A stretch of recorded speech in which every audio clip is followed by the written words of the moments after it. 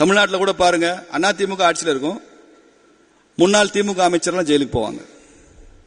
திமுக ஆட்சிக்கு வரும், முன்னாள் அதிமுக அமைச்சர்லாம் ஜெயிலுக்கு போவாங்க. கருணாநிதி ஆட்சிக்கு வந்தா ஜெயலலிதா ஜெயிலுக்கு அனுப்பாரு. ஜெயலலிதா ஆட்சிக்கு வந்தோடனே கருணாநிதி தூக்கி உள்ள வைக்கணும்னு நினைக்கும். இதான ஆட்சி, இதான அரசியல் பார்த்துட்டு இருக்கோம் 60 வருஷமா. இப்பதான் முதல் முறையா பாக்குறோம் திமுக ஆட்சி, திமுக மந்திரி எல்லாம் ஜெயிலுக்கு போறாங்க.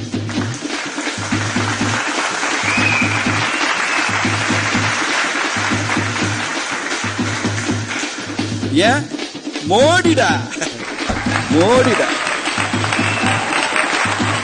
எந்த வழக்கும் மத்திய அரசு போடவே இல்லை, எல்லாம் இவங்களே போட்டுக்கிட்ட கேஸ், இவங்க டிவிஎஸ்சியே போட்ட கேஸ், இவனே தனக்கு சிக்கலை உருவாக்கிட்ட கேஸ்.